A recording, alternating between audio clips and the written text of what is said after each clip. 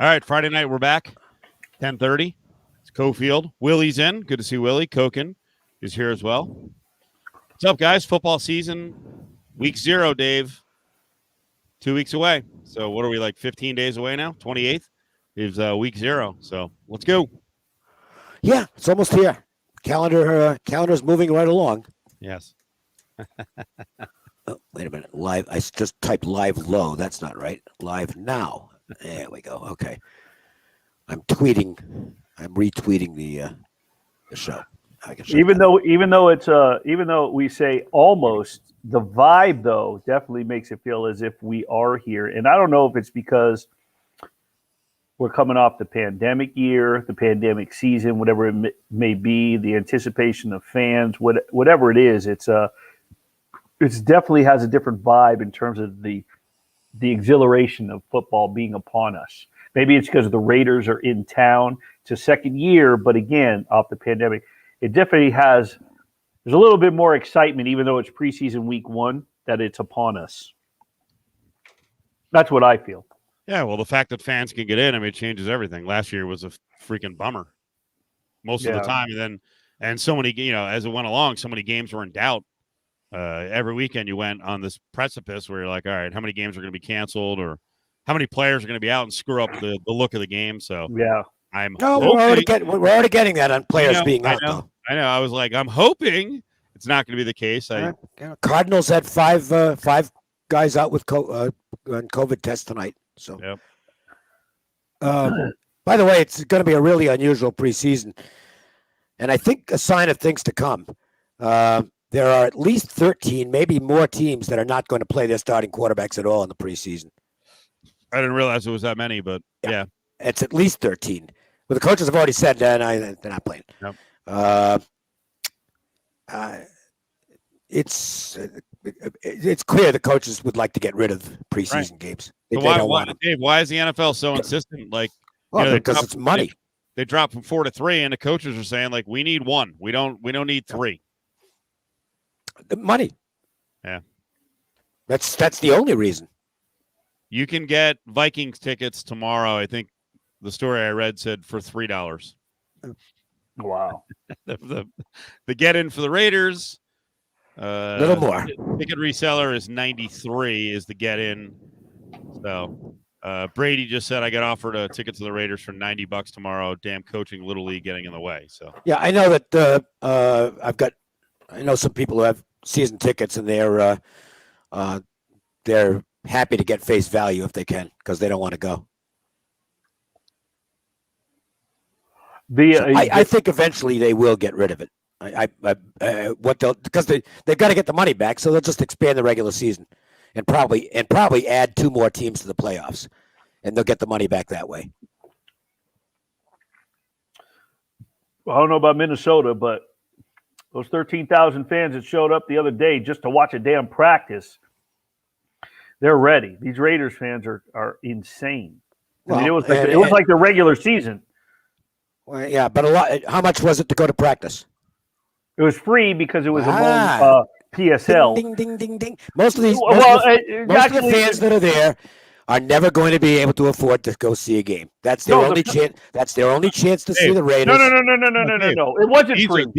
Those were PSLs that paid top dollar. Yeah. Oh, okay. All right. These are the ticket holders. The only ones who got in are season ticket holders, and the people that pay the PSL. Yeah. Right. So it sort of cost them money. Okay. Well, in other words, I get it. Yeah. So in other words, there's really no way, other than maybe tomorrow, to get a ticket at a reasonable cost for a Raiders game. I've seen the prices. I mean, it's unbelievable. I'm not a typical. I'm not really a fan. Okay, I'm a handicapper. It's business for me. Yeah. There's no chance at all that I would ever pay that, and believe me, it's not a matter of being able to afford it. I can pretty much do anything I want. Well, I couldn't pay $450,000 to take the space ride, but I can do a lot of things that I want to do. It's just no way I'm paying those dollars for a ticket to go see a football game. Not a chance in the world. I've only paid big money once in my life. What was it for? the All-Star game at Fenway, which was the last thing I went to see with my dad before he died, and that was when Ted Williams was there, and we paid a lot of money for those tickets, and flew back. Went to the game, stayed overnight, came back the next day. But that was a thrill. That was a thrill, and that was something. My dad was a big Ted Williams fan, and I knew he was getting late in life for him, so it was like, okay, let's do this, and we flew first class. Had a hell of it. Cost plenty with the airline tickets and the tickets for the game, but it was that was worth it. But that was a special event. For a regular game, 0% chance I pay for it. I don't even want to go to the Padres games anymore. I used to be able to get Padres tickets at less than face value because they sucked and they couldn't give away the seats, basically. Now, the place is packed. So if I want to go see a big league game now, it's probably going to be the Diamondbacks because you can get tickets on the cheap there. Lots of good seats available for every game. I think the biggest ticket, well, I'm pretty sure the biggest ticket that I've ever came out of pocket for personally was the 2005 NBA Finals. Jordan was fighting in the United States Olympic Junior Taekwondo Championships in the Alamo Dome. And the same night that he fought, we went to Game 6 of the NBA Finals between the Spurs and the Pistons. And he was one of a handful of people in the section we were in cheering for the Pistons in the middle of the San Antonio. And they won. And we came home. We flew home, and whatever it was, 2 nights later, and the Spurs won it. But I think that was the biggest ticket that I came out of pocket for. But I mean, to take your kid to an NBA Finals game, have that opportunity, and it was kind of cool because the person that sold us the tickets picked us up at our hotel. We paid him and gave us a ride right to the arena. So it was kind of a cool thing because you don't really run across that, right? Everybody it was just before electronics and having the apps and all that kind of shit. So it was anyway. That's what I came out of pocket for. What about you, Steve? I was gonna say I'm with you. I've never I'm okay going to games, but at a certain point, I'm like, it's not worth it. So to be honest, I'm thinking about it now. I think the highest ticket I've ever paid is actually going to happen this year because my girlfriend wanted to go see. She's a Chargers fan. She has a bunch of friends who are Vikings fans, so they bought a bunch of tickets for. I think it's November 14th at SoFi at like $190 a ticket or $180 a ticket to a. That's Chargers. not all that bad. But that for me, like I wouldn't even do that normally. If it No, neither would I. Yeah, I don't like. I looked at the like I said, I looked at the get-in price for tomorrow for Seattle in town, and I saw some tickets downstairs, section 121, and they were like $115. A couple of tickets downstairs. I'm like, you know what? I would do that for an NFL game, but that ain't gonna happen. And the funny thing is, Dave, we had a Bears guy, a Bears expert on yesterday. And I was kind of joking with him. I'm like, hey, are hundreds or thousands of Bears fans going to come to Vegas? And he was like, oh, come on, thousands. And I was like, all right, dude. I'm telling you, it's $350 get-in price for the Bears game. And I was just looking on, that's not even right. I just looked on StubHub, upper corner, section 420. Right now with the fees, the lowest price to get in is $457. That is lunacy. Well, but, I guess if you're, I don't know, I have no perspective on this because I'm just not a fan. If you are, I guess, it's part of the excitement of being there and being part of the big crowd and stuff like that. Personally, I'm not saying I'm right. It's just me. I got the best seat in the house already. I mean, I don't need to go to Golden Knights games. I got the best seat in the house. My easy chair. Perfect view, center ice. Don't have to worry about some idiot standing up in front of me so I can't see unless I stand up myself. I actually don't like going to games unless I can just sit there and relax and watch the game. I'm not going to be cheering for anything, even if I'm rooting for the team or have a bet on the game. I'm not going to be cheering for anything. It just, you can call me jaded. I guess that's because of what I've been doing for the past almost 5 decades, but I just don't get it. It's so crazy. It is. You know, if I'm going to spend that money, I'd rather go out, be around other fans, you know, watch that game and a bunch of games. And I might spend that much money just drinking and getting a really good meal. But the whole stadium experience for me is, I don't know, it's a hassle. And then we're up. But here's the thing, Dave, we're also lucky. You know, I know you don't go to games, but if you wanted to, you could get credentialed. And I get to go. Not anymore. I'm not in the media anymore. Yeah, but we could. I'm sure if you wanted. Yeah, to I know. Yeah, it's like I could still probably get fight credentials if I wanted. Definitely go to a big fight. Yeah. And when you do that, you kind of, you get a little bit jaded, you get a little bit spoiled, and it's like, Now, I will say a lot of these. that is the one sport that is way better in person than it is on TV is boxing. Boxing and hockey. Big fight. No, I don't go along with that in hockey because I think the TV is improved to the point and where for me I'd much rather watch it on TV. But the fights, they were great in person. But of course I understand I never paid for a ticket. I got the best seats in the house for nothing because I was in the media. Yeah, I don't know if I'd have paid to. I don't know that I would have paid. From the Showboat to the Silver Slipper to Caesar's Palace to the Mirage, all those. To Third Eye Shot. I used to go watch tennis as late teen, early 20-something. I used to go to the U.S. Open every year, just for a day, and you go out to all the outside courts and the main courts. Tennis is actually pretty cool up close. Yeah, and I'll give you golf too if you want to actually follow a golfer. I mean, golf's fun. I don't want to be sitting on a hole where it's just, people are yelling and screaming. They don't much in golf, but following a golfer can be fun. Walking the course with the golfer, and that's a unique experience. Yeah. What was brought up before golf? Oh, tennis. I'll tell you what. I had never seen or watched a World Team Tennis match, and the first year that Las Vegas was in the World Team Tennis League, they needed the league itself was hiring writers, beat writers for each team. So when that team hosted a match, they wrote it for the website, for the league website. And so 2019 summer, they did it at the Orleans, and I covered that. And then I covered the same team last year when they went to the country club in West Virginia. I can't think of the name, but the exclusive country club. And it was all live. It was either streamed or it was on the tennis network or whatever. They had it. And they quarantined within that country club, and nobody could leave. It was a bubble.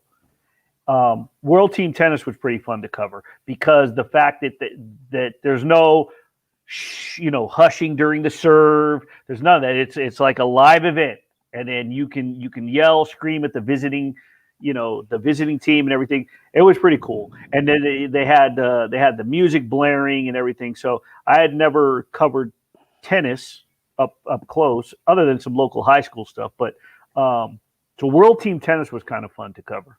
I will throw in a plug here for the golf tournament. I don't even know what it's called. It changes from year to year here in Las Vegas. The Shriners. But it's a great layout. You're going to get to see some really good players.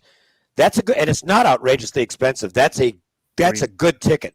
That's a good ticket. Yeah.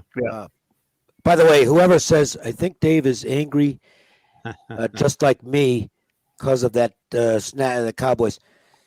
I would have liked to have won it, but it wasn't a big play. And to be honest with you, I don't know how else to phrase it. I'm up so much this year mainly because of the golf. Right. I mean, you hit a 54 to 1 and an 80 to 1 in the span of like 5 weeks. I'm up so much this year, I can't get angry over a small bet loser that I knew was going to lose as soon as the Cowboys decided to try and move the ball with the game tied with a minute to go. It's like, this isn't going to work out. And Dave, what do you bet on? What do you bet on preseason games? From you don't have to give me the number, but you bet a fifth, a half, you bet a full share. What do you bet? About half. Yeah. Why is that? Because it's exhibition season, and you really don't know what's going to happen with third and fourth stringers in the second half. Yeah. The interesting thing is, I actually, while the better guys, if you want to call them that, were out there in the first half, I lost. I got the comeback in the second half, so it looked like my garbage team was going to beat their garbage team, but then their garbage team got the ball back, and Prater can kick the ball from just about any place, and he did. By the way, Mike McCarthy's such a meathead. He actually tried to freeze Prater with 2 seconds to go in an exhibition game. If you're a Dallas Cowboys fan, you got no fucking shot. Yeah, you got no shot because Jerry Jones, you're never going to win anything. Jerry Jones is always going to hire a coach that he can overpower from a limelight situation. Yep. And they're never going to win. McCarthy wasn't a particularly good head coach with Green Bay, and now he doesn't have Aaron Rodgers anymore. No knock on Prescott. He's a hell of a player, but Aaron Rodgers is way better. And they're not going to win shit, okay? And he won't fire him. It'll be just like with Garrett. He won't fire him because it'll make him look bad if he does. Yep. So if you're a Dallas Cowboys fan, you're screwed. You got no shot. Did either one of you guys watch Hard Knocks episode 1? Yeah. Isn't it amazing? You know, somebody said to me, I'm not kidding. Somebody said, I can't believe they're doing the Cowboys again. And it's like, yeah, because everybody else basically turns them down.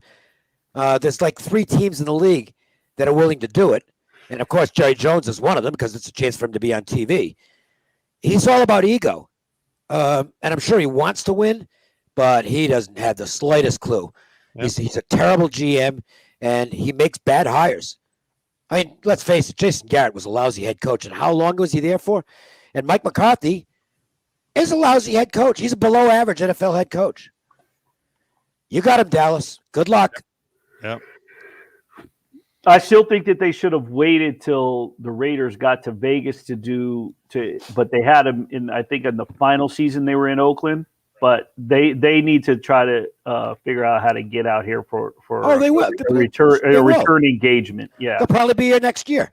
I was going to say there's only a very small number of teams that are willing to do it. They don't. Most of the coaches they don't want it there. Okay, it's been mostly a negative experience going back years, and this is from people I know who know. I don't know, wasn't direct, but it's good secondhand info.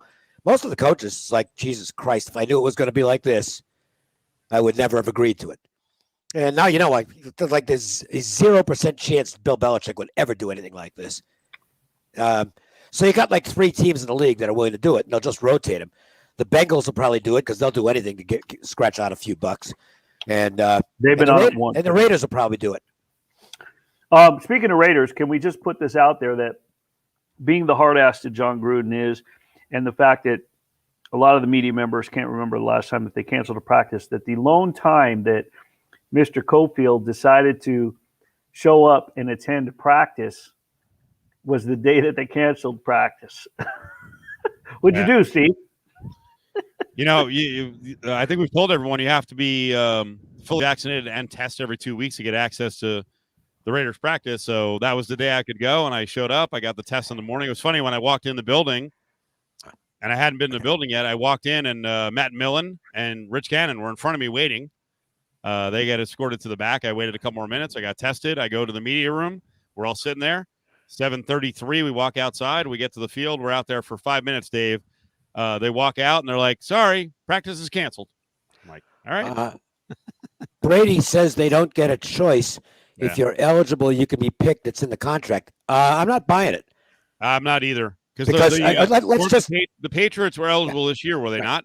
And so, I mean, the one chance they get to get the Patriots on, they don't put them on. Come on. I'm not buying it. Yeah, I think they have certain organizations that turn them down. So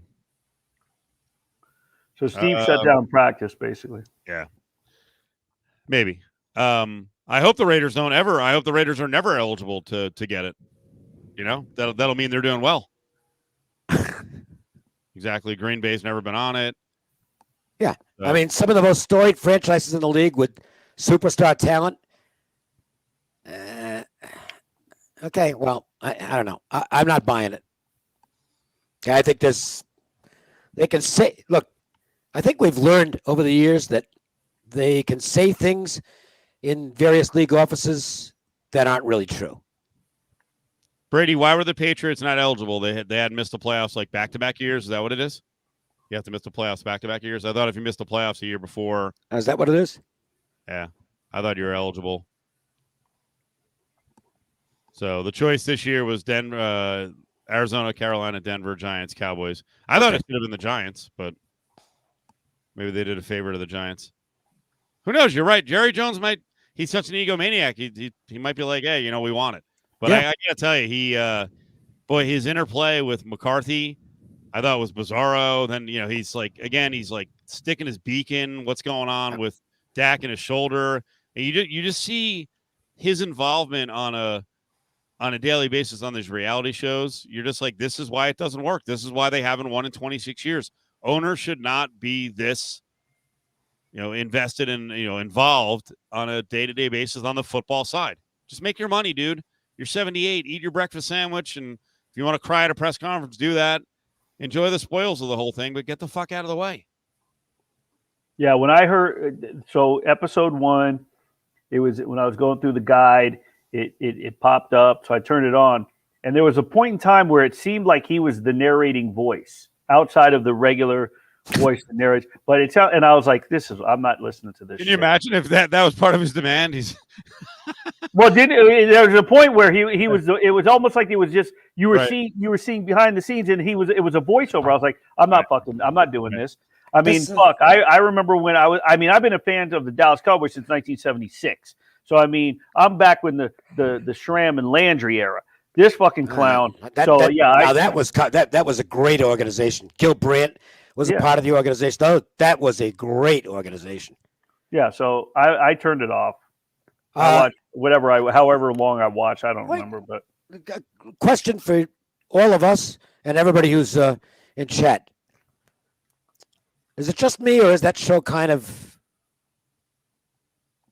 jumped the shark? It's kind of lost its edge. It's kind of the same thing every year now. It's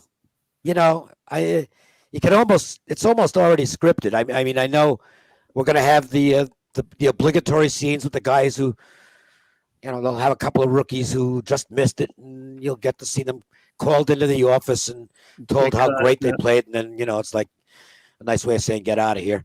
And we're sure you're going to. I mean, you already know what's going to happen before it happens. Yeah, it does. It what it reminds me of, not obviously the content, but the concept in terms of, like I said, jumping the shark, right? Is Last Chance U. I watched that show for the first 2 seasons, and then it just kind of was like it lost its edge, it lost its intrigue. It just kind of became the same fucking thing. I agree. It's most same. Shows do, unless they change all the time. Now, for me, if you're asking me what I think the best sports show on TV is, I don't think it's close. I think Real Sports, yes, on HBO is a runaway, is the best sports show on TV because, first of all, they only do it once a month, and you never know what you're going to see. It's raw. I mean, it's different every time out, and the stories they do some great pieces. I mean, and by the way, they scare the shit out of some people. Because it's the 60 minutes of sports, and it's very raw, and it can be very emotional, and it can be there are some really feel good stuff, but there's also some hard hitting stuff, and they have some really good seasoned veteran journalists that get it done, and it's a very good series that is it's not scripted, and with shows like Hard Knocks or that Last Chance U. When you get to a certain season, the people that are going to be on there, they're playing it up for the fucking camera for themselves. And it's like now you've lost that raw emotion. You've lost that originality. Whereas with a show like Real Sports, you're getting that first interview. You're getting that whoever that subject man, whoever they're getting interviewed, that's it. There's no script. It's very raw. So, yeah, I agree that Real Sports is probably the best reality-type sports show out there. And it is because, quite frankly, I can't watch any of the entertainment news shows like MSNBC, Fox, CNN. I think they all suck. They're all completely biased. Doesn't matter what side. If you happen to be big on one side of the aisle, you can find something you really like. But if you're kind of in the middle, which is where I am, it's like I got nothing to watch on these networks. They're so slant. HBO, Real Sports, I would say qualifies on the liberal side, but it's still really good journalism. Yeah. Really good journalism. I mean, it's first rate. Outside of Real Sports, the one person who it sort of compares to, although these are always those feel goods where it's October and you're fucking got your virtual helmet on and you're ready for the fucking games, but the one thing that could really kind of bring your emotions out is those Tom Rinaldi stories on ESPN. Oh yeah, which can be really fucking hard hitting. You got an hour long of Real Sports is a bunch of Tom Rinaldi stuff, but again, they're not all feel good and emotional ones. There can be some very hard hitting, controversial journalist with a lot of journalistic integrity to it. I don't want to know what's going to be said before I see the show. And on HBO, on Real Sports, I don't know what I'm going to see. Whereas if I turn on Morning Joe, I can tell you exactly what the arguments are going to be on every topic they cover. And I can do the same thing on Fox, and I can do the same thing on CNN. And they're not reporting news. So I go to Reuters online and get my news there because Reuters isn't playing favorites. It's solid. It's really just solid news. And, of course, nobody watches it because they're not playing to a fan section. But I like it. So to go back to the jumping the shark comment on Hard Knocks, the reason I'll still defend Hard Knocks every year is every set of coaches is a little bit different if they choose to focus on some different coaches. And I love coaching, right? I love watching how coaches motivate and how they carry themselves and if they're believable.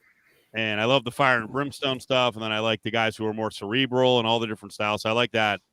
And the other thing I like on Hard Knocks is, unless you're a beat writer or sometimes if you're with the team, you're a sideline reporter, you're a broadcaster. Like I do find it fascinating to get more of a look at Dak Prescott.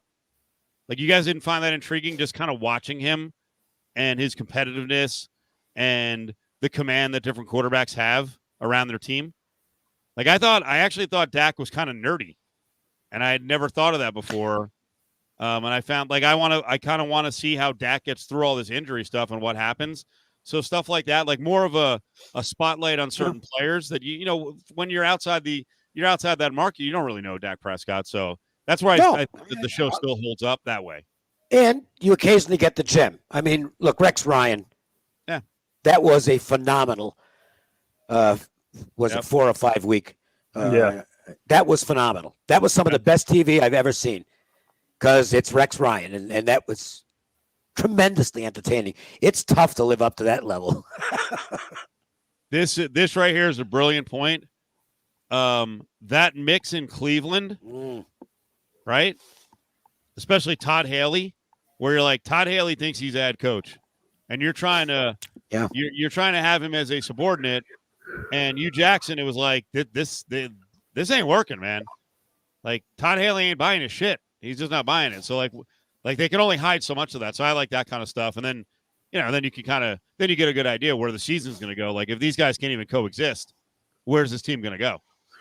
What coach out there? And I guess I'll say this after the sloppiness we've seen out of the Cowboys in these 2 games, I'm hoping that maybe this coming week we see some fire out of McCarthy. I don't think we will, but this is a spot where a coach actually should be a real hard ass in practice. Yeah. I mean, he should, in a meeting, if they tape it, he should be going off on these guys because the slop. I don't care if it's preseason or not. They've had like 6 fumbles. They recovered a couple of them, but they've had a bunch of fumbles, terrible penalties. Again, the games don't count, but you can get a feel for how a team might be performing by not so much their execution on plays, but just the attention to detail. And there's been almost none by Dallas in these 2 games. It's been really bad, really bad. I mean, they could have gotten blown out tonight. They outgained Pittsburgh last week and never even got the ball in the end zone because they couldn't hold on to it. And then tonight, again, it's just a preseason game, but you're up 3 points with less than 2 minutes to go, and you give up 2 drives for field goals. That's not a good thing. I don't care if those players are going to make the team or not. It's still, if I'm the coach, I'm going to react. I'm going to be pretty pissed off about that and try and get the team fired up. So maybe it'll be worth watching this Tuesday. I hope so. Well, and let's not forget also that now there's only 2 games left, 2 preseason. I mean, right. There's only 3 preseason games, so he can't be happy. It's not like you say, okay, well, this is our first time on the field, even a Hall of Fame game or not.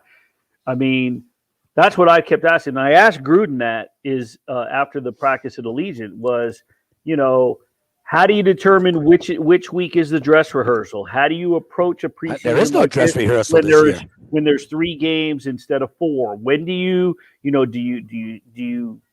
spread the reps out among all 3 weeks? It's a very different dynamic with only 3 preseason games, and with what you're going through with COVID and trying to avoid injuries. And they're already having their share of injuries and COVID issues. So, McCarthy's got to, he better get fired. He better get somebody fired up because they're 2 games in and they've looked like shit. And the preseason or the regular season's right around the corner. I don't know if you guys both saw this, but we talked about it a bunch. Did you see Skip Bayless try to go in on McCarthy saying, hey, that guy, I wouldn't want him as my coach. He's not motivating. He's sloppy. He's fat. Oh, shit. Did he say that? Oh, yeah. Jenny Taft. God. I you know what? I take back everything I said about McCarthy. I don't want to be on the same side of that guy in an argument about anything. Jenny Taft, who was the lead host, kind of the traffic cop on the show, got all pissed off. She went at Skip, and Skip was like, he got insulted. And then Jenny's like, I'm going to say what I want to say, and that's my right on the show. So everyone supported Jenny Taft because everyone hates Skip Bayless. I actually took the opposite tact, and I do think the sloppiness and the appearance thing actually is kind of an interesting discussion when it comes to a football coach or a leader. So I would agree with that. I don't know what she said, and I don't know what he said because neither do I. I have not watched the show. I haven't watched the show since it was Cold Pizza, and I was an occasional guest. That was with Dana Jacobson was the host. What was the guy's name? Jay Crawford. Jay Crawford. Nice guy. And it was Woody Page. Nice. Was Woody versus Skip was the 2, Woody Page and Skip Bayless. I never met Woody, but I did meet Skip, who. Well, anyway. He's a clown. I won't say anything else. But I have never watched the show since. I basically dumped it when they got rid of Crawford and Dana because I thought they were the 2 most talented people on the show. And there actually was a third. There was actually a third host. It was really nice people too. There was actually a third person too. Was Kit Hoover, who left the network all entirely and left sports. And I think she's on. I don't even know the network she's on now, but Kit Hoover was on that as well. It was Kit Hoover, Dana Jacobson, Jay Crawford, and then Skip and Woody did the little debate thing. Yeah, I was one of their Vegas guests.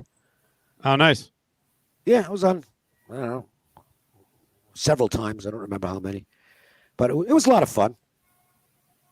All right, so I'll play this exchange for you. So basically, Skip throws out that theory. He's like, the guy looks sloppy. He looks fat. I don't think he can motivate people. I wouldn't have him. And then Jenny Taft, who's in the middle, got all pissed off and started going at him. Well, I don't think that's a fair shot. Is everyone who's a good coach as fit as you, Skip? I don't think that's a fair shot whatsoever. I wouldn't want. I said it was a personal preference. I wouldn't want him to be my head coach. That have not had the perfect ideal physique, including my college coach. So I don't think that's a fair shot. Okay. And I'm allowed to have an opinion, Skip. I am allowed to say whatever I want to say on this show, as you do too. Bruce Broussard will join us and he will react to Westbrook's comment, and maybe I have more to say next. Yes. Well, I don't think that's a fair shot. Is everyone who's a Sorry, I find this thing fascinating. He's ridiculous. I don't agree with him on that at all. McCarthy's appearance has nothing to do with his ability to motivate people. I don't buy that at all. Who was the Rick Majerus? Weighed like 900 pounds. He's one of the best motivators and tech. I mean, he was a great coach, and he was as fat as a house. So I'll see what Skip has to say about that. He's one of the best college basketball coaches who ever lived. Well, and people have countered with Andy Reid and Bill Parcells and Bill Belichick, and so it's not an automatic, that someone who is out of shape and lumpy, can't be a great coach. It's Skip's opinion, and but yeah. Well, wait a minute. What was the subject? The play back and forth with them, I thought was fascinating because clearly Jenny Taft has been frustrated with something when she's like, "I'm going to say what I want to say." Like, okay. But were they talking about good coach or motivating? Is being able to be a motivator? Because you guys just said your favorite Hard Knocks was Rex Ryan because it was Epic TV, and he was a great coordinator. Maybe he didn't do much as a coach, but overall. But here was a guy who was very polarizing as a coach in some capacity, and he sure wasn't in shape. His dad wasn't in great shape either, and I think he was a pretty good football coach. Nor was his brother. Yeah, who was a pretty good coordinator. So Skip's just a clown. Period. So well, see, I always did feel previously. Now, again, I haven't seen the show in years. I've never seen it since it's gone on Fox because I just don't like that format. That's not against Skip. I just don't like the format of contrived debate. I think contrived debate it's just boring to me. I always thought that Skip took contrary stances on purpose, whether he believed it or not. Yes. Because it did get him a lot of notoriety. Okay. There's a reason he's making $5 or $6 million a year. And that's his shtick. I think it's conceivable, as is the case with many people, that their shtick actually becomes who they are. They start to believe it themselves. And I think it's very conceivable that that's happened. We've seen it happen before. It's not only in sports, but in other arenas as well. Politics, for instance, where people start to actually believe the carnival barker stuff they're trying to sell. From my understanding, when the format went to Skip and Stephen A., they drew straws, which is an embellishment, but they basically knew ahead of time which side they were taking before they even took the air. I can believe that. So whether that's true or not, I don't know. But, we all know people from networks and ESPN, and that's what I was told. Well, you don't have a show if they're on the same side. Right. But again, if you're forcing the debate, I don't know. It just doesn't work for me. It must work for some people. They're still paying them a lot of money, and I assume enough people are watching to justify the pay. So I'm just speaking for myself. For other people, they might love it. All I know is when Stephen A. says something controversial, it sure gets a lot of attention.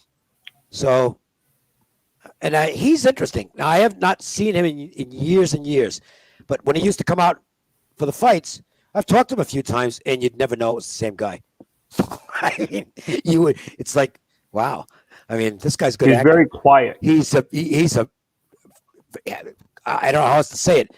Very low key and very appears to be a really nice guy. Yeah, he's very subdued. Yep.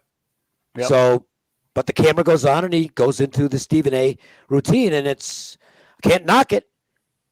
It's made him rich and famous. That's not a bad place to be. It's kind of like being a bully, right? Like the elementary school, junior high bully. His persona is to put that out there, but then when you get him away from everything, totally different person. Challenge that persona. So when the cameras hit him, that's when he can be that boisterous person. And he's talked about his mother and very, strong-armed upbringing and that iron fist. So, I'm not using the phrase "mama's boy." I'm not just throwing that out there. I'm just saying that he was raised in in a very respectful household. He's talked about that many a time, so it's not surprising. You go in a press room, and let's not forget that both of these guys, that prior to being on the air, were very acclaimed columnists and beat writers. Skip wasn't acclaimed. I'm sorry, he just wasn't. Well, look, and this is because I go way back in the media, so and he has never been particularly well regarded by his peers. That would be my when opinion. I worked at the Review Journal, his article, his columns from the Bay Area, they were moving on the wire. So when I say acclaimed, I'm saying that they were picked up nationally. So his columns were being moved. Stephen A. was regarded in Philadelphia. So now you put them on air and you give them millions of dollars to perform. That's what they're going to do. And it's funny. I don't really understand what the big deal is, because as Willie pointed out, like we have people saying that formula. Treason ODB said that formula should hopefully be dying now. Most people are sick of it. You realize a lot of these guys come from the world of columnists. This is what columnists have done forever. And in the past, columnists really never argued with anybody. They really never had to face the music. Now, in these formats, you got to face the music a little bit. You have to, be on point. This is the columnist way for the last 70 years, right? Their job is to stir the pot. Create some controversy, get readers. Every city that has a successful columnist, like honestly, Ed Graney's our guy here in town. A lot of people think Ed is an asshole. Now we know Ed's not an asshole, but people really side against Ed. That's Ed's job. So I'll give you another person. It goes way back. I mean, Ted Williams didn't really have the feud so much with the daily reporters for the local papers. It was the column guys. He hated him, and they hated him. And Dave, and Willie, a lot of the columnists, and there's not so many traditional columnists now because you have to kind of do everything in the media. But there are a lot of columnists who would show up once a month to deal with the players, come out and see the team, come out and see the manager. So that, on the ground with the teams, that would piss people off. But this formula was not invented by TV. It started years and years and years ago. No, but it was showbizzed up by TV. Oh, no doubt. The most talented people, because they have chops, are guys like Stephen A. and Skip who can argue. I'll give you a prime example. The guy is a talented writer, but he sucked balls on TV and he faded quickly. Rick Riley was horrendous on TV. So he's got a gift as a writer. He pissed off Sammy Sosa saying, hey, he asked him a question face to face, let's go take a test right now. But when you had Rick Riley actually have to go on TV and then produce and have people push back on him, he was terrible. So I'll always defend, as much as people hate Skip or, dislike Stephen A. and think it's fake. And listen, I think the greatest test, and I tell Adam Hill all the time on the air about this, we get out of touch sometimes as media. The greatest test of what people actually like is just go to a restaurant, go to a bar, and listen to people talk sports. And the shit they gravitate to is what Skip and Stephen A. do. Right. You listen to it and you're like, my God, they actually buy a lot of this stuff. Oh, well, listen, anybody? Most people use this as an outlet. They're not you guys in our chat room, you're hardcore sports fans. Most people, this is kind of a break. They hear some stuff. This gives them a chance to go to the water cooler, the proverbial water cooler, and argue. Everyone's not a hardcore sports fan that follows it all the time. Would anybody have known who Jim Gray was if it wasn't for the fact that he really pissed people off? Cosell didn't become a star because of his. And he was a brilliant guy, but had a horrible accent. He had a law degree, didn't he? Oh yeah, Cosell's spectacularly smart individual, but he became famous because of his confrontations, and that's where it all began. That's, by the way, where it all began. He was the first. Yeah. Cosell broke ground that nobody else had ever. Nobody had gone down that road, and he did. And I still remember there were bars back in Rhode Island where on Monday night football comes on, and they would have contests where you could you would have like a raffle to win a brick that you could throw through the TV. Because it was, it cost somebody, throw the brick. Okay. And they would pack the place. He made Monday Night Football. Absolutely. Back to Treason's point, where he says most people are sick of it. To you viewers that are out there in the chat room, and Dave and Steve, the movie Howard Stern's movie, Private Parts. Do you remember the movie where they were sitting there, they were talking about the ratings, they were in the conference room, and he said, people that hate him, or the people that love him, they want to hear what he's going to say next. Yep. And the people that hate him, they want to hear what he's going to say next. So it doesn't matter. Not for nothing. But we had a guy. And I'm not taking sides on this, mind you, but we had a guy who won the presidency in 2016 using that exact formula. He really didn't care whether you liked him or hated him, as long as you were talking about him. Yeah. And it worked. I mean, you can be a Trump hater or a Trump lover, but one thing you have to acknowledge was his brilliance, absolute brilliance, in getting himself on as the lead story every day on every network. Fox was bestowing all kinds of plaudits on him, and the other two networks, particularly MSNBC, were taking the complete opposite tack. But the fact was, and it remained that way for every day of his presidency, and it's even gone beyond that, he was the lead story. Yep. And if beyond the presidency, if you're a politician, the one thing you want is to be. I mean, the media. It's funny. It's one of the.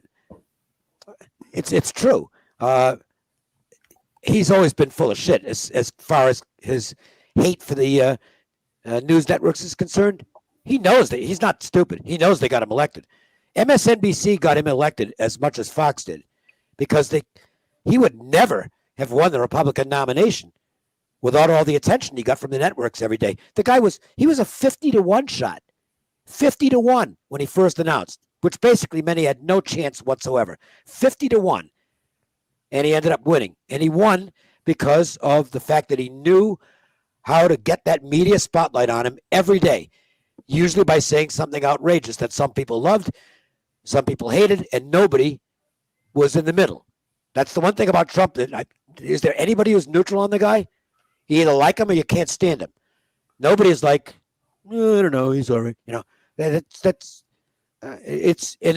Believe me, in politics, it's a formula that works. You don't think that guy in Florida knows it? He's gonna run in 2024, and he's got a really good chance to win the Republican nomination using that exact same tactic. It's a formula. It's a formula in sports talk that works, and we have somebody here in Las Vegas whose shtick falls along that line, and whether you like him or hate him, you're listening to him, and that's Tyler Bischoff.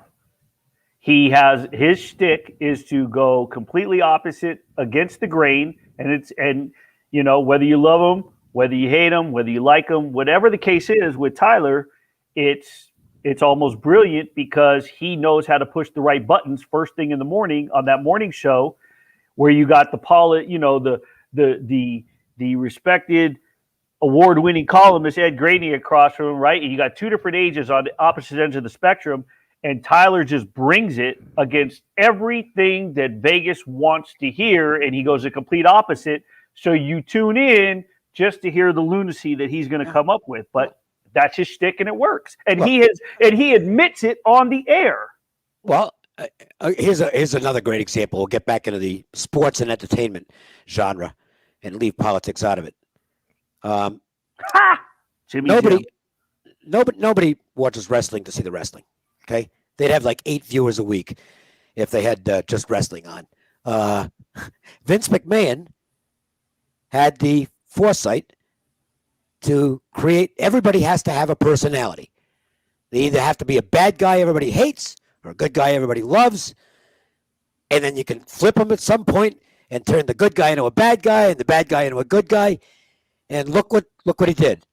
And he even made himself into a big time bad guy. I don't follow wrestling, but I know that. I know enough about McMahon, and he even carries that off. I don't know if he still does. I haven't seen him in years on any interview shows, but he even did it on interviews that he would. I remember on HBO Real Sports, where he grabbed this paper out of somebody's hand. It was arm. Yeah, I mean, hey, it's what made wrestling. Vince McMahon is the same guy who I want to say in maybe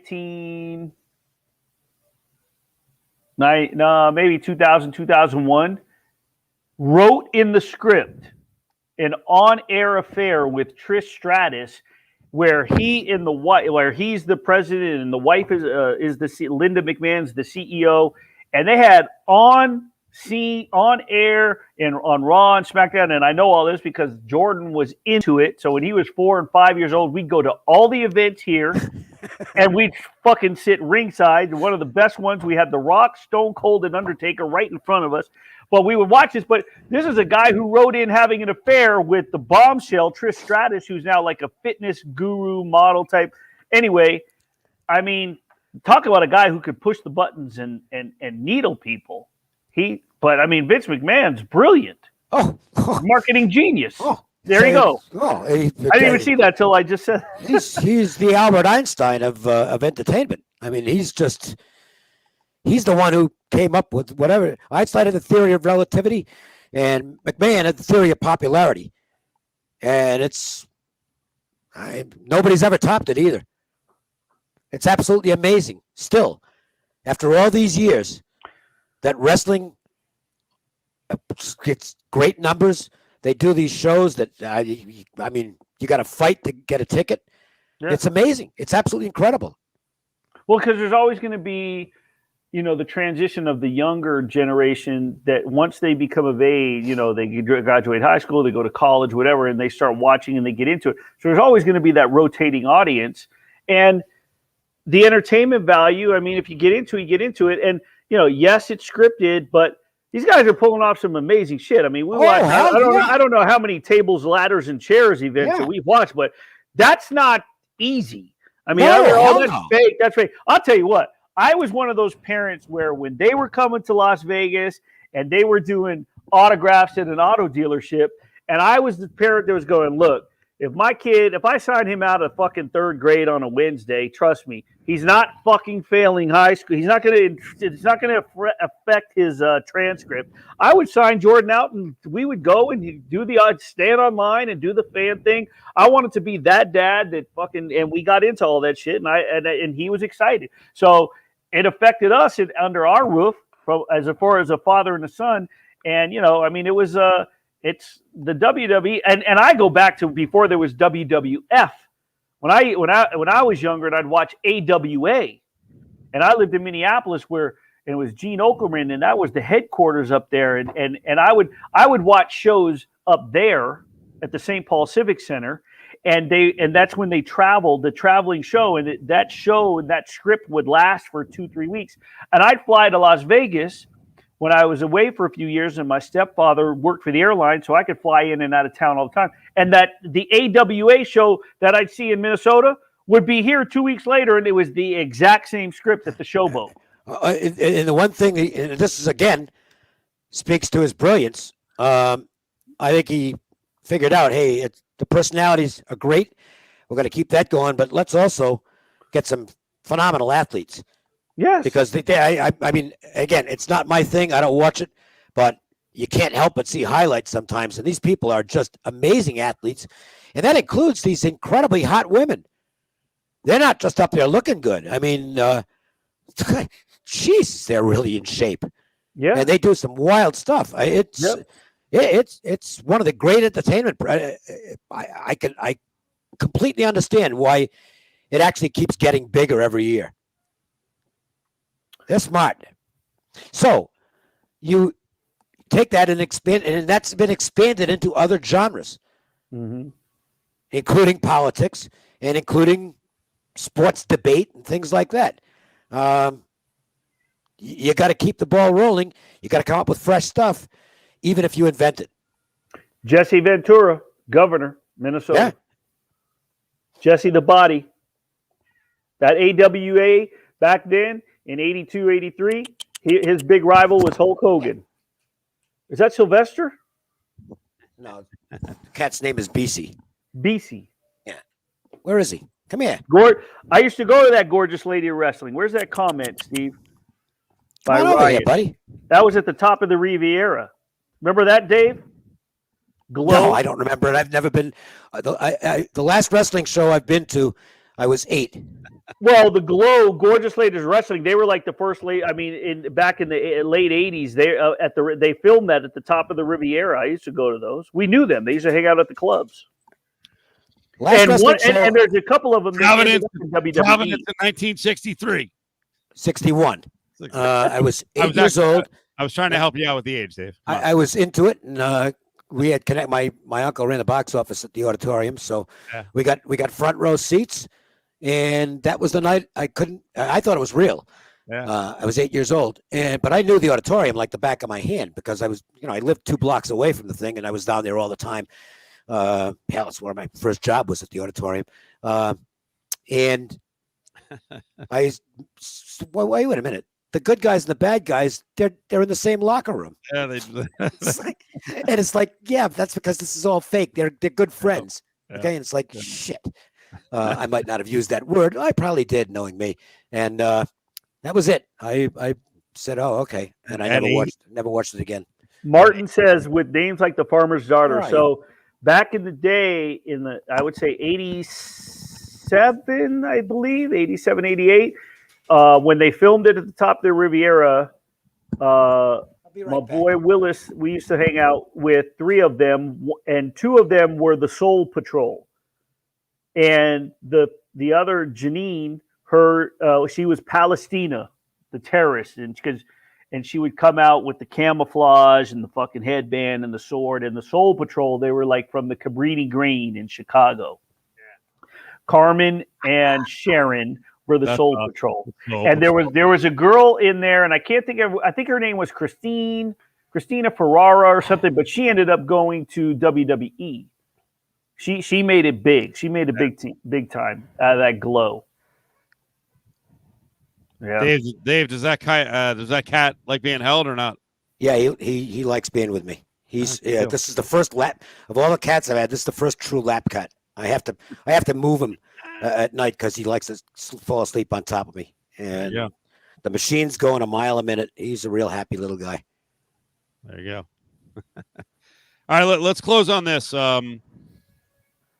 Did you guys watch the Field of Dreams game? Did you like it? Yes. I thought it was a great presentation, and it turned out to be a fantastic game too. A real thriller. I don't know if they should do it every year because I don't want it to lose its allure, but to do it every few years, I think that'd be a real treat. And the opening was just great. I mean, if you're a fan of the movie, you had to love it.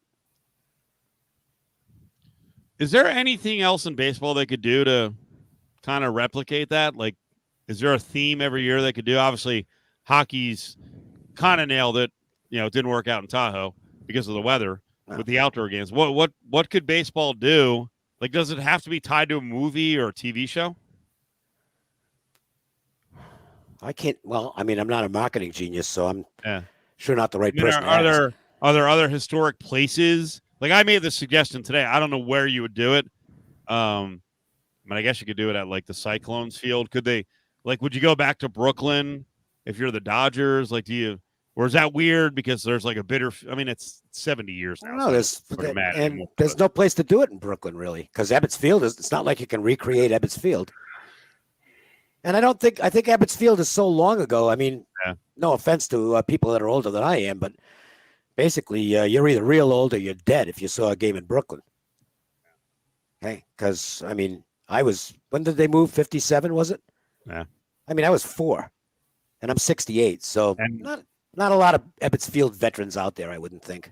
Yeah, that's why when I saw a lot of the reaction yesterday, like, we have to do this every year. Like, no, this is kind of it's a one-off, and you can do it every 3 years or so. We were trying to come up with like a football theme, but we really didn't come up with anything. Like, is there some special place you could have a football game? Like, sometimes things are just really cool. They're unique, and you can't really match it. Yeah, I have no problem with if it's the only time they do it, it's like, okay, that was good. If they do it once every 5 years, I hope they don't do it every year. I think it will lose its. It'll be good for a few years, and then I'll get it boring after that. Unless you've got something special going on, kind of like Home Run Derby, to me has become a little bit boring, except for this year. Why? Because you had Ohtani in it, even though he didn't win it. That made it. Oh, I got to watch this. I got to see what Ohtani's going to do. But there's a good chance he won't get involved next year, so they'll have to come up with somebody else.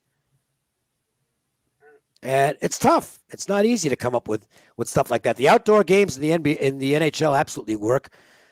I think there's stuff that can come up with in the NBA because it's easier. You don't have to build a big stadium. But I wouldn't know what they are. That would be somebody with marketing expertise might come up with something like that. You getting down? Okay. Yeah, I think it's hard. I mean, to find something nostalgic and then be able to still keep the integrity of a regular season game to count against the record, in the NHL, I think that would be difficult. You'd have to start to make it intriguing.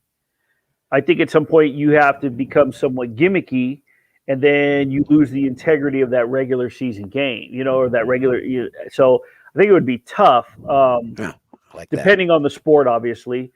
Or like you said, Steven, you can't do it every year, spread it out. So then you have time to market it. You have time to come up with your ideas. You have time to plan for it to make it special when it happens.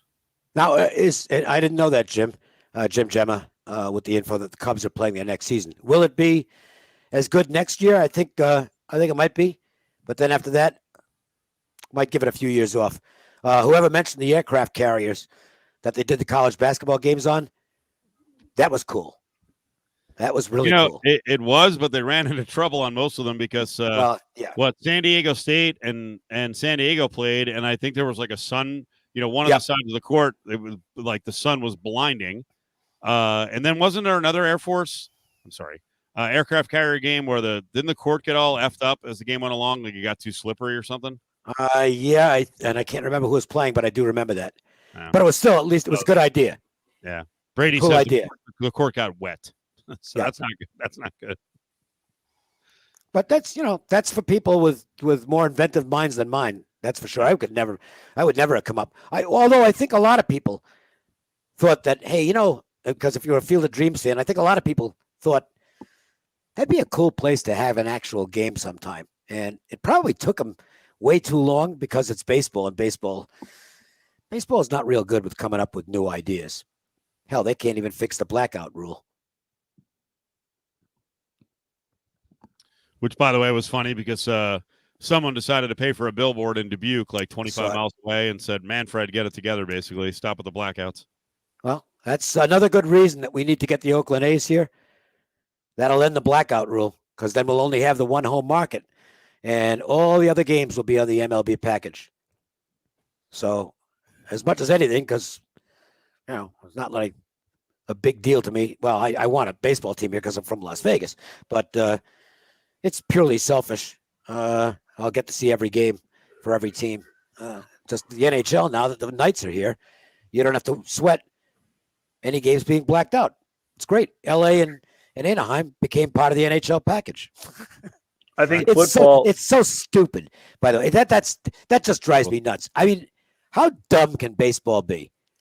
The Dodgers are an enormous attraction right now, and the Angels are, even though they're not that good, because of Ohtani. Now, fortunately, if we get the Angels, because I think DirecTV and Fox and Cox, plus whatever other options there are, you can get all the Angels games. Dodgers, if you get Cox, you don't get the Dodgers games. They're blacked out. How stupid can you get, Major League Baseball? That's just fucking dumb. Yeah, stupid.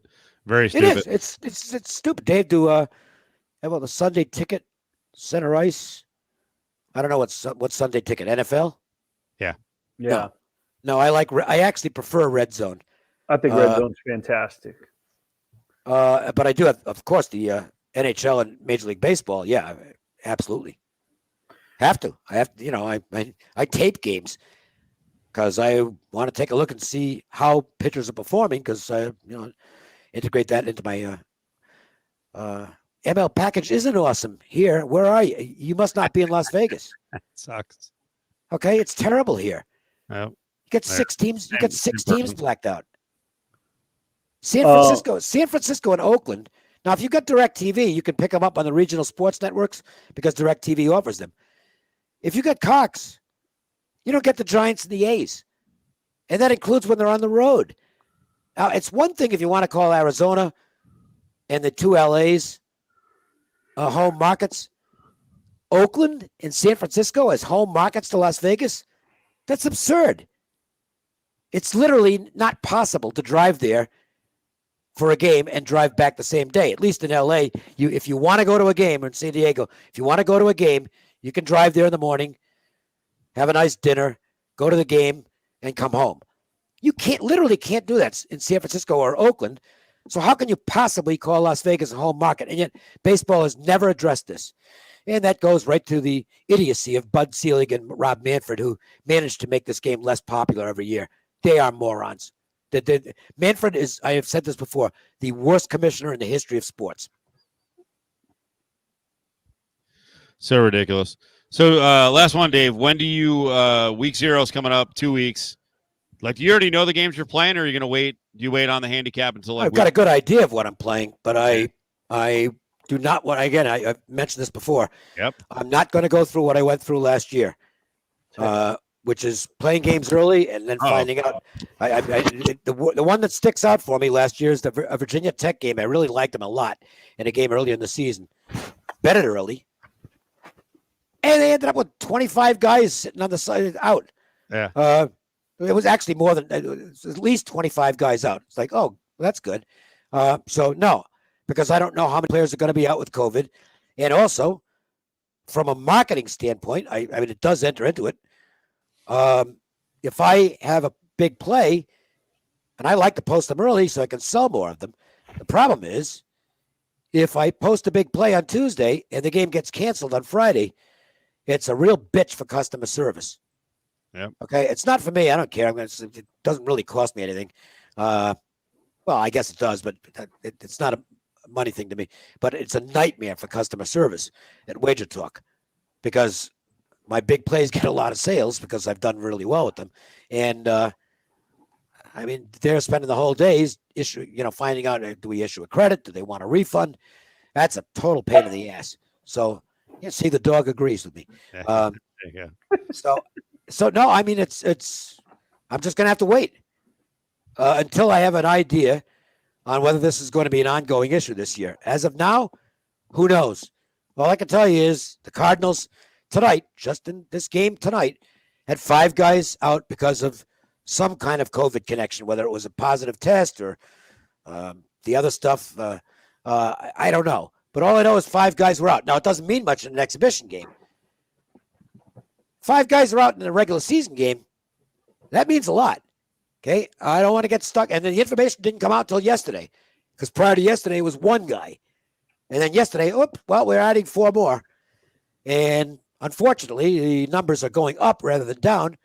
So the reality is there's a good chance we're going to run into problems come the start of the season. And I think it'll be worse in college than it is in the NFL. And that could wreak havoc. And by the way, this year, I don't think they're going to cancel games this year because this year they won't be able to reschedule them for the most part. There'll be forfeits. So the teams will just go out there minus however many players they have to be without. And the lines are going to go nuts on those games. So patience is going to have to be a virtue. Here's what I don't understand. And I don't know if you guys touched on this. I'm sure you did, Steve, with Adam.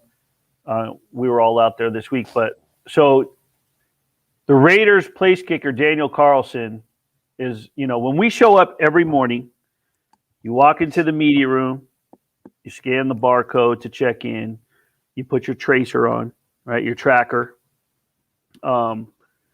And then one of the PR people comes out with an updated roster list. Just one side it's by unit, the other side it's numerical. And at the bottom of the unit list, under each unit, at the very bottom, it's injured, non-injury, not participating, COVID list, so on and so forth. So Daniel Carlson is on the COVID list. The last 2 practices I've been at, the way that the weight room, where it goes from the turf that you see us post the videos, on the other side of that, they leave that, they go through, and then they walk through the weight room, this elaborate weight room, and then onto the practice fields. The last 2 practices I have been at, Daniel Carlson has come to the roll-up door at the very edge of the weight room. It overlooks the practice fields, full uniform, all pads, no mask, and he's just watching. The other day, he said hi to me and Paul Gutierrez. Like, hey guys, what's up? We said, hey, what's up, Daniel? And it's one thing if you're coming off the list, but he is still on the list. That doesn't tell us that it's that okay, he's passed an X amount of period, he's about to come off, he's tested negative, but he needs to make X amount of negative tests. I don't know. All I know is that list that we have, he's on it. Right. And yet he is no mask.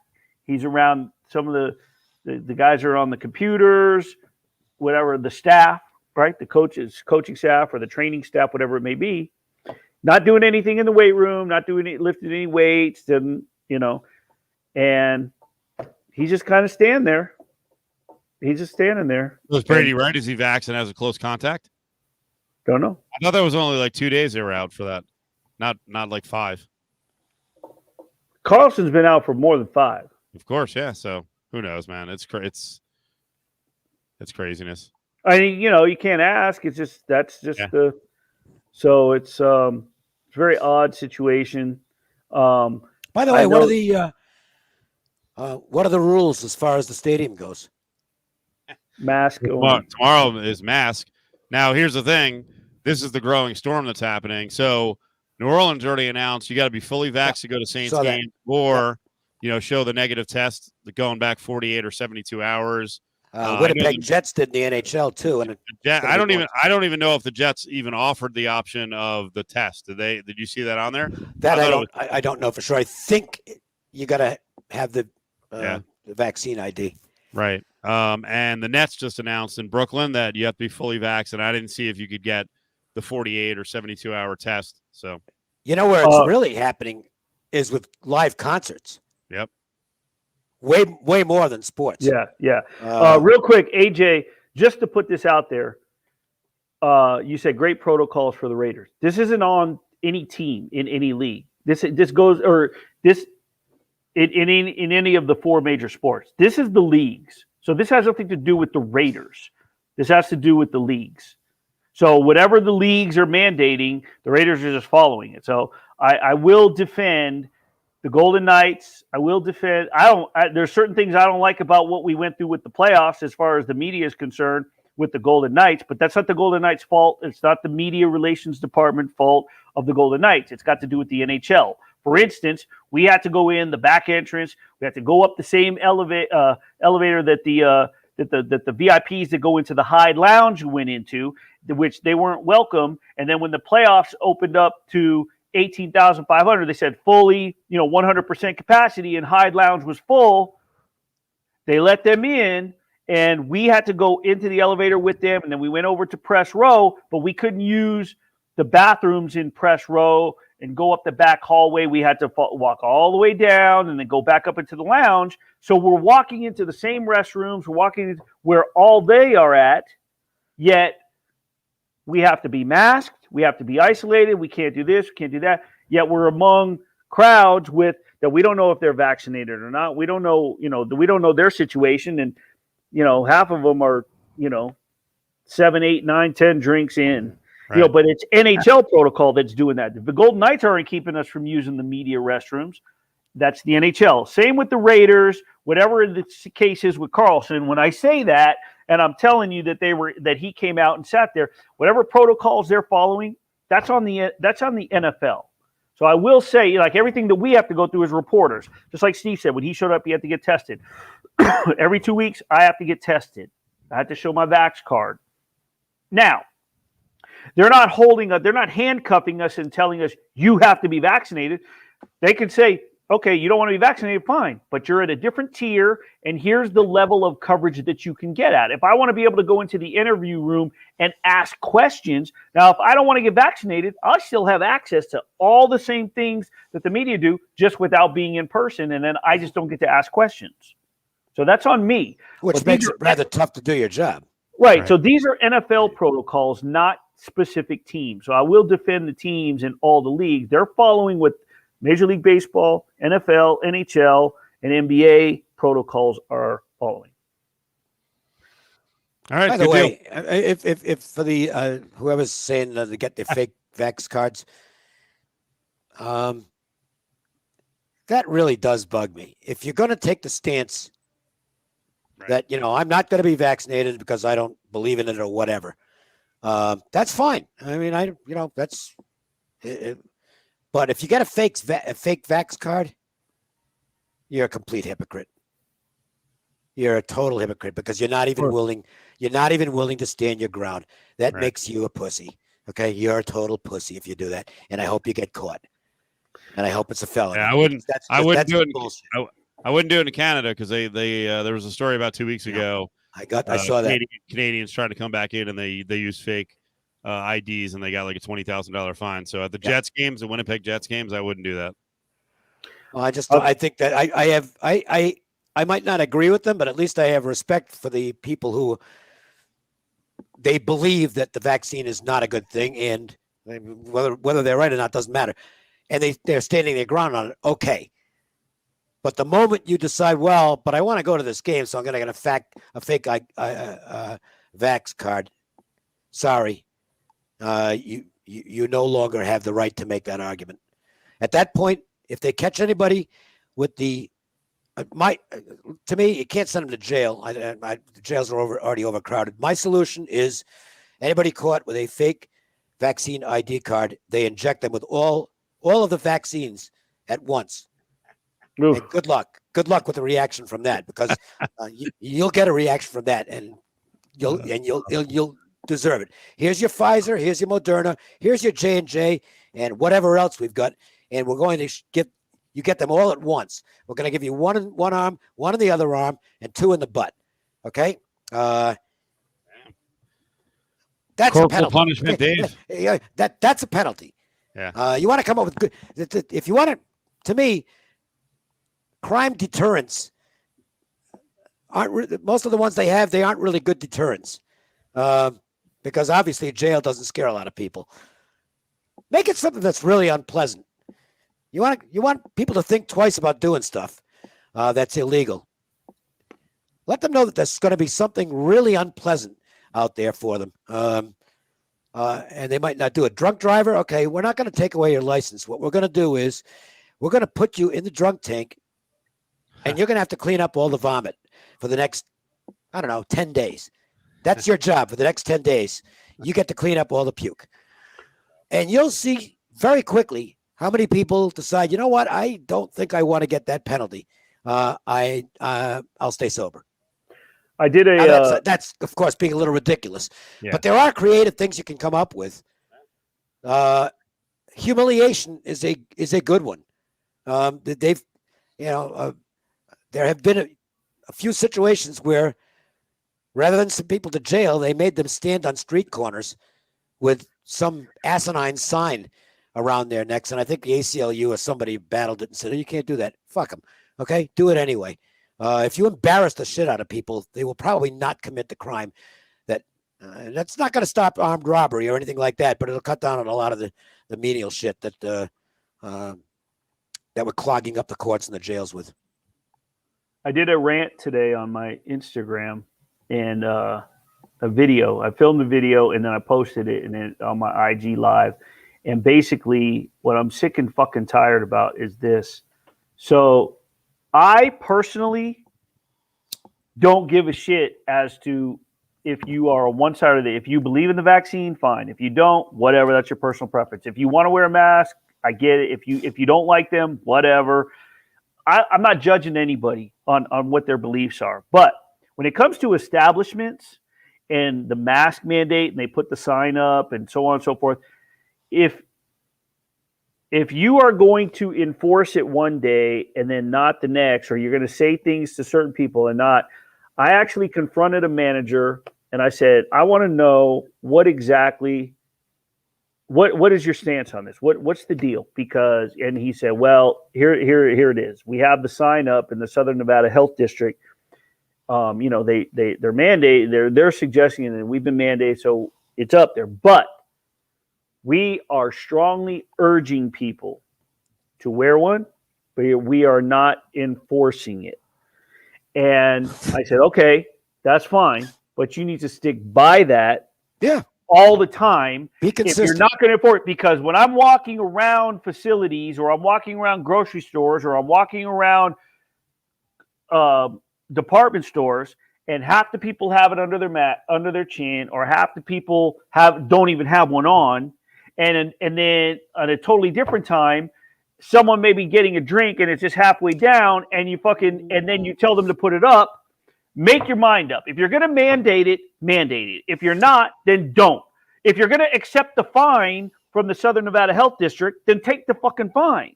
Yeah. But don't mandate one day and then mandate the next, because I'm sick and tired of that bullshit. One of the things that somebody says most businesses are facing backlash if they do. That's not necessarily true. Interesting thing that happened with Norwegian Cruise Lines, because they are now, if you don't have the vaccine, you can't go. And the immediate reaction was, well, that's it for me. I'm never going to take a cruise with them, right? Like you were anyway. But an interesting thing happened. Now, the day they made the announcement, the stock went down. The next day, it not only rebounded, it surpassed what it was before the announcement. There are, and this is just the way it is. Again, you can have your own opinion on it. There are a growing number of people who are saying, yeah, okay, I'd rather do business with somebody who does have the mandate. So I know there are people who disagree with it, and they might boycott those businesses. There are also people on the other side. If you want to do that, that's fine. Yep. But if you think you're the only ones with an opinion, you're wrong, because there's a lot of people who will, and I don't know whether it's 50-50 or 40-60 or whatever. I can't tell you that. But if you're on one side, there's a pretty good chance somebody's on the other side saying the direct opposite thing is, okay, fine. You don't want to do business with the company that's mandating vaccinations? I do. So make sure you look at two sides of the story, particularly if you're in business. And the people who are criticizing Norwegian Cruise Lines, the company's got $18 billion in assets. And in 2020, which was a horrendous year for anybody in the travel industry, they still did $4 billion in revenue. I'll take a shot and say that Norwegian Cruise Lines knows more about how to run their business than these people on Facebook who are saying, boy, they're really going to feel it over this. Apparently not. I'm going to take a shot and say that a company with $18 billion in assets probably has a good idea before they make an announcement as to what the ramifications are going to be. They're not idiots, you know. All right, good close. Thanks, guys. Thanks, Willie. Thanks, Dave. We'll see you next week. For the audience, appreciate it. Have a good weekend.